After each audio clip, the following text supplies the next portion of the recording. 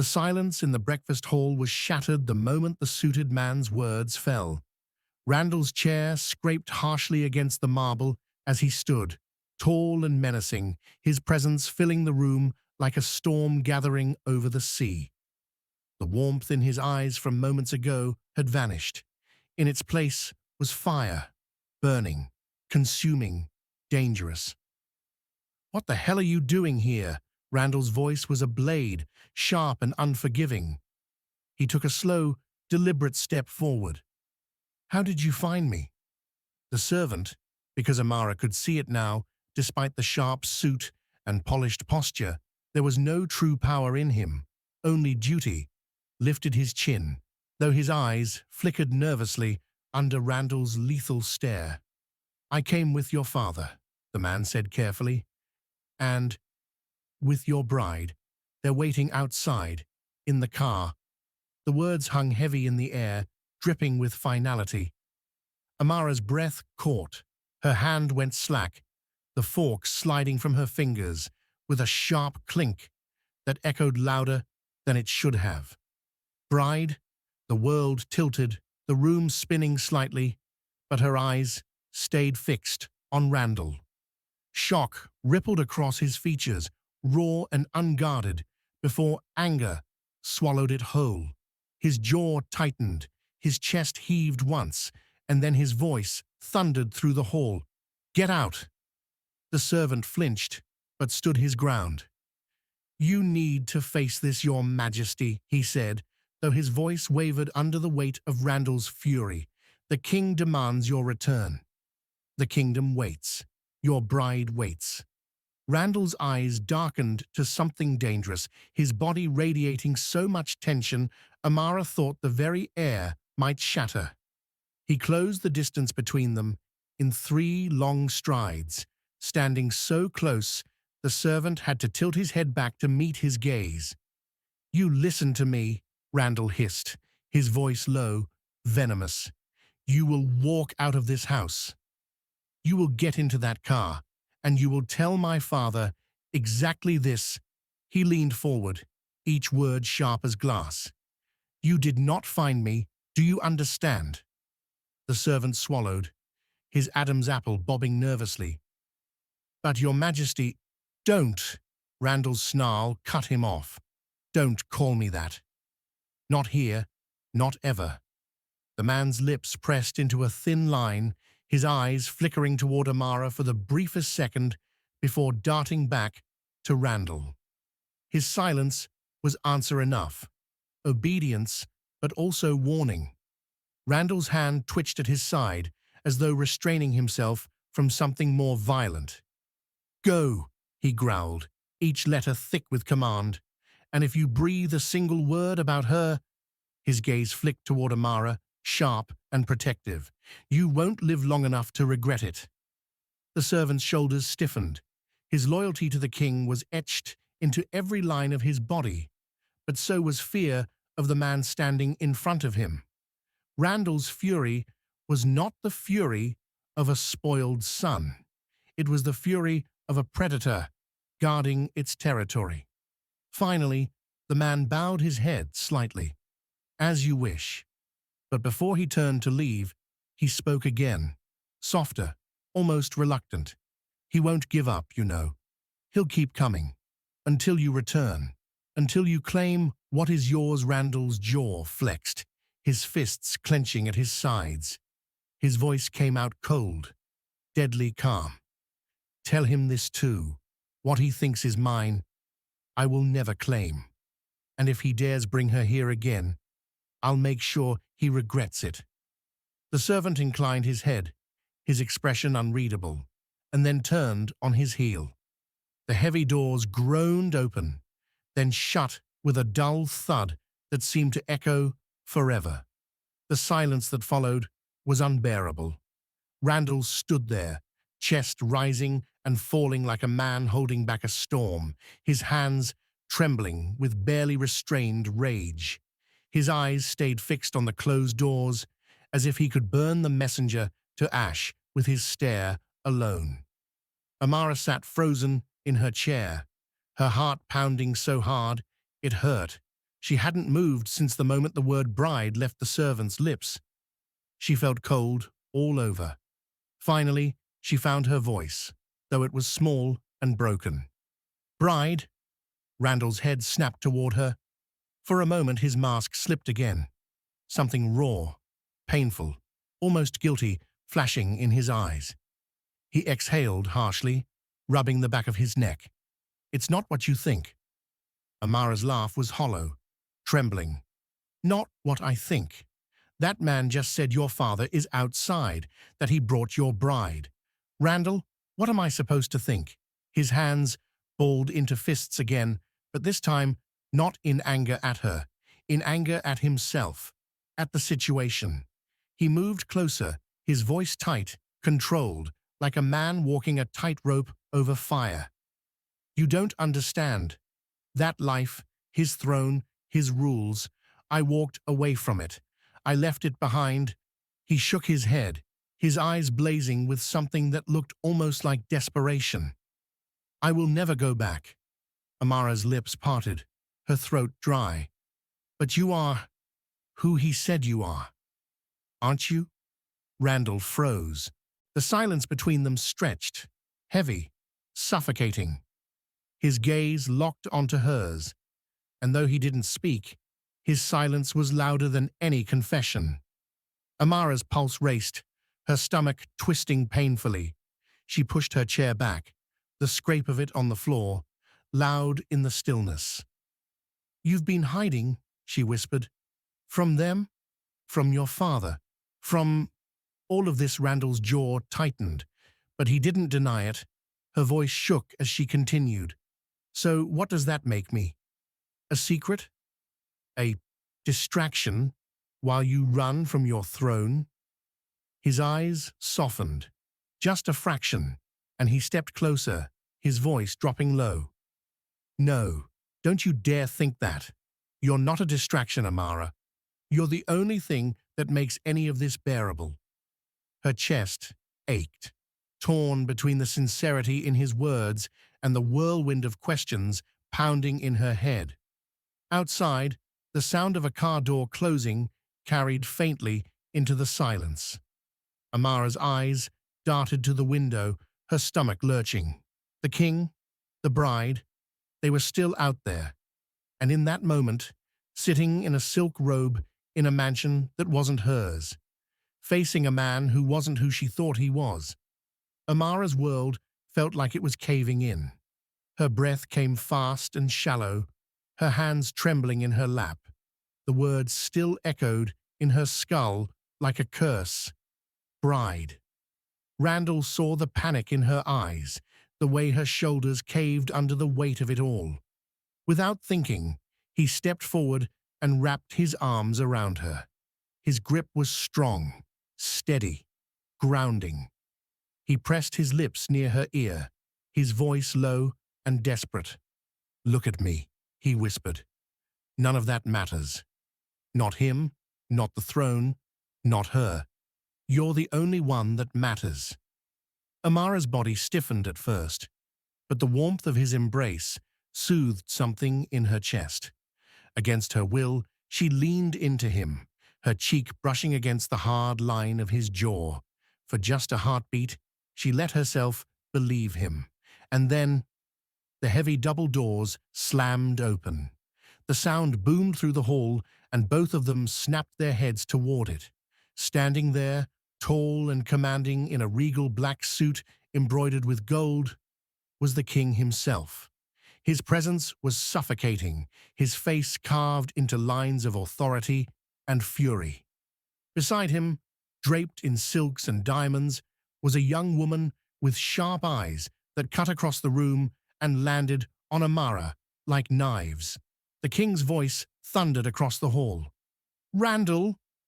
Amara jerked back, but Randall only tightened his hold on her, pulling her even closer against him, as though daring his father to do something. How dare you? The king roared, his hand trembling with barely contained rage as he pointed at them. How dare you lay your hands on another woman while your bride stands right there? Randall's jaw locked. His voice, when it came, was calm but lethal. "She is not my bride." The woman beside the king stiffened, fury flashing in her eyes. The king's nostrils flared. "Watch your tongue. She was chosen for you. She is yours, by blood and by tradition." Randall stepped forward, shielding Amara slightly behind him. His glare burned like fire. "You brought her here? To my house?" His voice cracked like a whip. "How dare you drag that nonsense into my life?" The king's face darkened, but he held his ground. "Nonsense? This is our way, boy. This is the tradition of our people. She was bound to you when you were both children. The union was sealed long before you ever had a say." Randall's laugh was bitter, hollow. "A union I never agreed to. A throne I never wanted. You can keep all of it." Amara flinched, her eyes darting to the floor. Heat burned her cheeks, shame prickling across her skin under the bride's piercing stare. The woman's gaze was ice and fire both, her lip curled with contempt, as if Amara were nothing but dirt beneath her feet. The king's voice dropped, low and dangerous. "You think you can run from this? From me? Do you plan to stay here forever, parading as a gangster, dragging our name into filth?" Randall's jaw clenched, his hands fisting at his sides. "I'd rather be a gangster than your puppet." The king's chest heaved, his voice rising again. "You bring shame to the throne." Randall snapped forward, every muscle taut with defiance. "I don't care about your throne. I will live my own life, on my own terms, and you—" His voice boomed, echoing against the high ceilings, "can take that woman and leave." The bride's eyes widened, her face twisting with rage, but she said nothing. She only turned her furious gaze onto Amara again, staring at her as though she were the reason for it all. Amara kept her head bowed, too ashamed, too overwhelmed to meet her eyes. The king's hand trembled as he pointed directly at Amara. His voice was venom. "So this is what you choose? This servant girl? Over the throne? Over your kingdom?" Randall didn't flinch. His answer was immediate, cutting, final. "Yes." The silence that followed was deafening. The king's face turned to stone. He drew himself up to his full, commanding height, his voice cold and unyielding. "You are a fool, Randall. But mark my words, we will be back. You will take the throne, whether you like it or not. This game you play will not last forever." His words slashed through the air like a promise, a curse. He turned sharply, his robes swirling with his movement, and the bride followed, though not before casting Amara one last look, one of hatred, of insult, of ownership denied. The doors slammed shut behind them. Randall stood there, breathing hard, his fists trembling at his sides. Amara stared down at the polished floor, her throat tight, her cheeks burning. Shame, anger, confusion, all twisted inside her chest. She couldn't bring herself to look at him. The king stepped onto the gravel drive, his robe of authority replaced by a tailored suit, but his bearing was unmistakable. Every inch of him radiated command. Ruth followed close behind, her heels striking sharp against the stone. Her silk gown shimmered beneath the sunlight, but her beauty was drowned by the fury etched across her face. She stopped a few steps from the car, her arms folded tightly, her eyes blazing back toward the house where Amara still lingered inside. "How dare he?" she hissed, her voice trembling with restrained venom. "How dare Randall humiliate me like that? Holding her in front of us as if I am nothing, as if I don't exist." The king turned, his gaze steady, cold. "He is blinded, stubborn, but he will learn." Ruth laughed bitterly, shaking her head. "Learn? He mocks me. He mocks you. You saw him. He doesn't care about tradition, about duty, about the throne. He only cares about her." She spat the word like it was poison. That girl, dressed in his robe, touching what belongs to me. The king's jaw tightened, his voice carrying the weight of steel. Do not forget yourself, Ruth. You were chosen for him, promised to him, but you do not own him. Yet Ruth's eyes burned with prideful defiance. I don't need to own him. I need him to remember who he is. That throne is not a gift. It is his blood, his name, his destiny, and I will not let a common servant take my place beside him. The king studied her, his silence heavy, broken only by the idle rumble of the waiting convoy. At last he spoke, his voice lower now, colder. Randall has chosen shame today. He embraces the life of a gangster. He defies the crown, the bloodline, his very birthright. But do not mistake his words for finality. He may resist, but no son of mine escapes destiny. Ruth stepped closer, her anger sharpening into something more dangerous. Then let me be the reminder. If he wants to play with his servant, let him. I'll make sure she understands what it means to stand in my shadow. I will break her spirit until she walks away on her own. The king's eyes narrowed, calculating, You are fiery. That may serve us, or it may destroy you. Remember, Ruth, the true battle is not the girl. It is Randall himself, his loyalty, his crown. I know, Ruth said tightly, but I will not stand by and watch him degrade us both. If he won't come willingly, then we will make him come by force. And if she thinks she can stand between us, then God help her. The king turned back toward the car, his face carved from stone. This is only the beginning. Randall cannot hide forever. He belongs to the throne. And next time, he will not have a choice.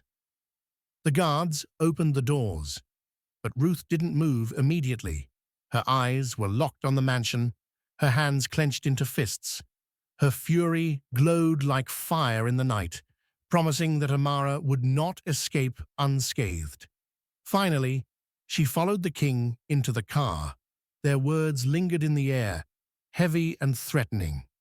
Amara sat at the edge of the massive bed, her hands clenched in her lap, her eyes fixed on the carpet as if it could swallow her whole. The echo of the king's voice still rang in her ears, sharp and merciless. Do you choose her over the throne? She wanted to block it out, but the words lingered, heavy and suffocating. She had never felt so small, so out of place. Ruth's glare haunted her, the silent accusation in her eyes, cutting deeper than any insult. Amara didn't have to imagine what she looked like from the outside. A girl in a borrowed robe, being held by a man she had no claim to, a man promised to another.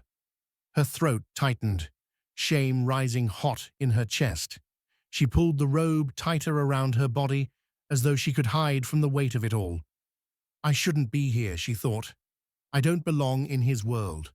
Not with kings, not with crowns, not with women like her. Tears stung her eyes, but she forced them back.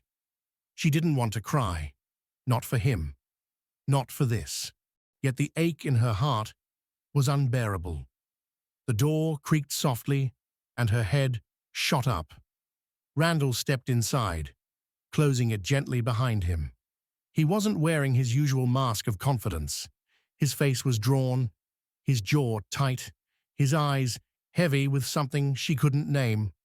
For a moment, neither of them spoke. The silence pressed between them, filled only by the sound of her uneven breathing. Finally, Randall moved closer, stopping a few feet away, as if giving her space was the only way to keep from breaking her. Amara. His voice was low, rough, almost hesitant. I know what you're thinking, what you saw, but I need you to hear me. Her fingers twisted in the robe's fabric, but she didn't look at him. I don't even know what to think, she whispered. Randall took another step, his hands clenched at his sides. Believe me, that woman, Ruth, she was chosen for me when we were children, not because of love, not because I wanted it, but because my father decided it. He thinks tradition is law. He thinks bloodlines and power matter more than freedom. His voice hardened. I left because I refused to be part of that world. I refused to be my father's puppet. Amara finally looked up at him, her eyes shining with uncertainty. But your father said you're married. He said... He lied.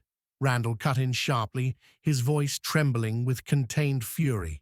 There was never a marriage, only an arrangement made behind my back. I never accepted it, never vowed to it, never wanted it. He stepped closer now, his eyes locked on hers, burning with intensity. I want you to understand this, Amara. I don't belong to Ruth. I don't belong to the throne. I belong to myself, and I choose you. Her breath caught, her heart thudding painfully in her chest. Randall, he closed the final distance, kneeling in front of her so that their eyes were level. His hands hovered, hesitant, before he gently took hers.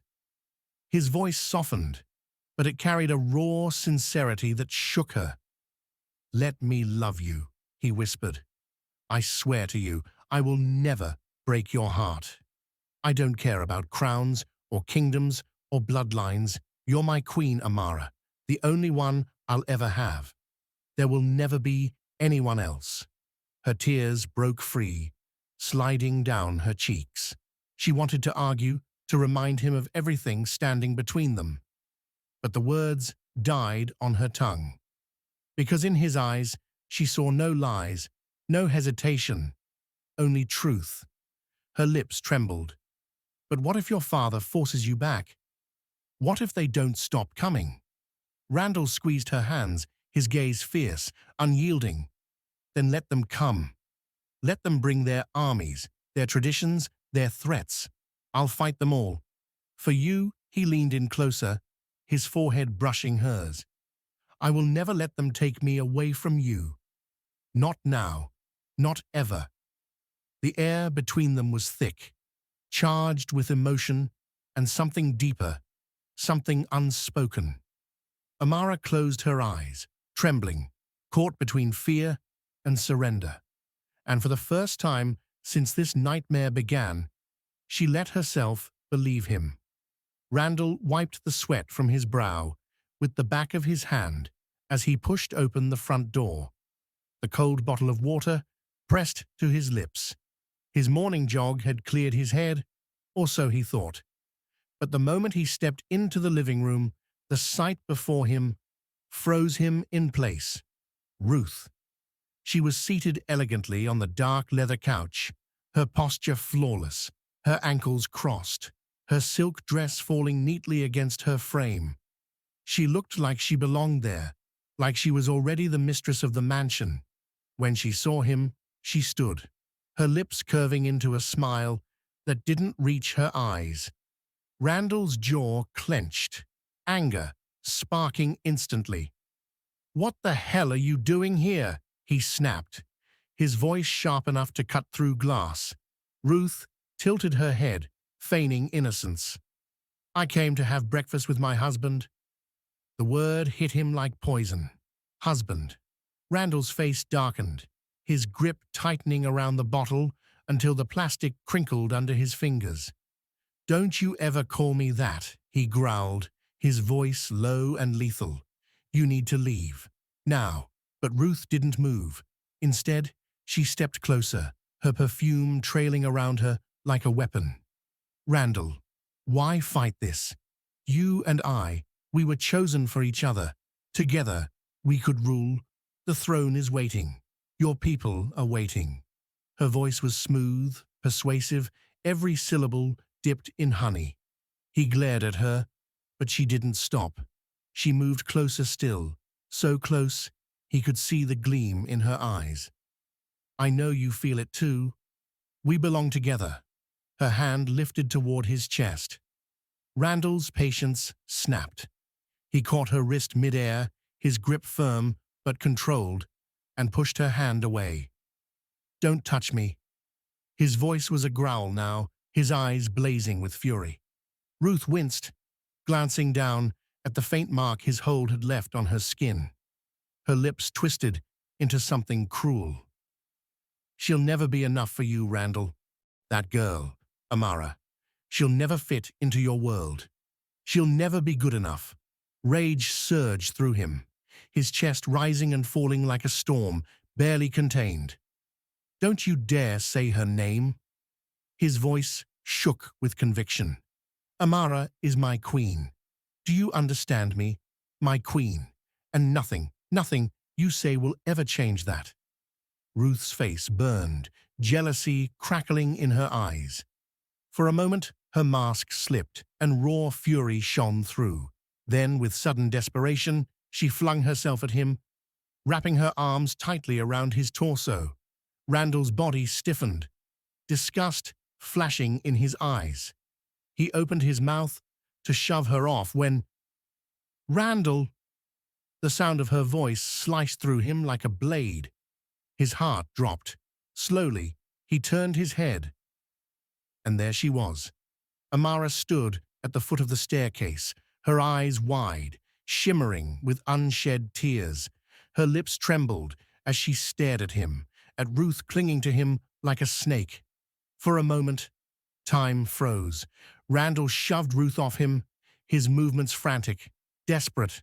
"Amara, it's not what you think." But it was too late.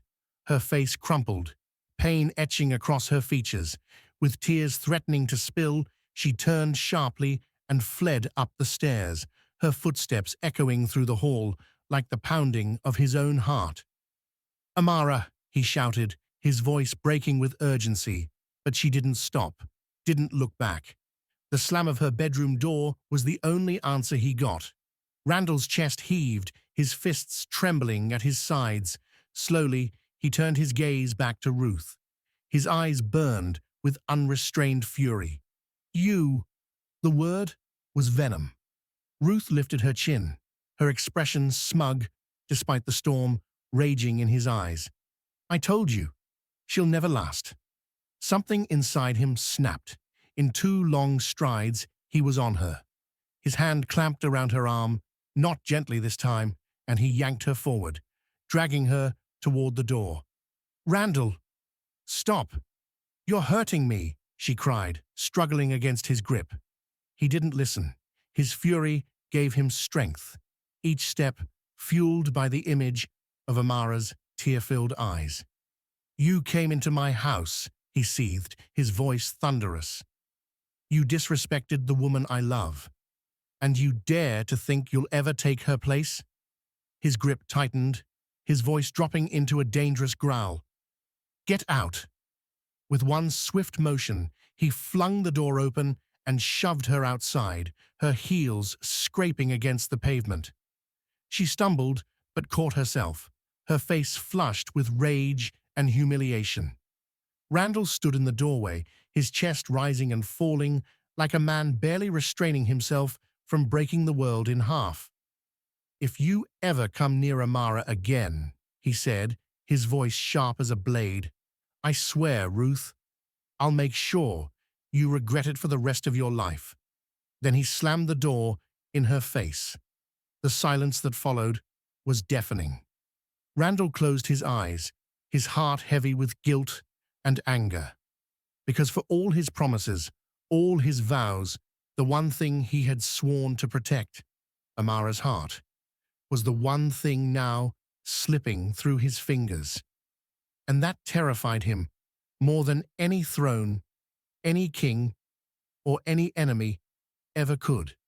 Thank you for listening. If you enjoyed this tale, remember to like, share, and subscribe so you don't miss the next journey into our African stories. Until then, stay curious, stay kind,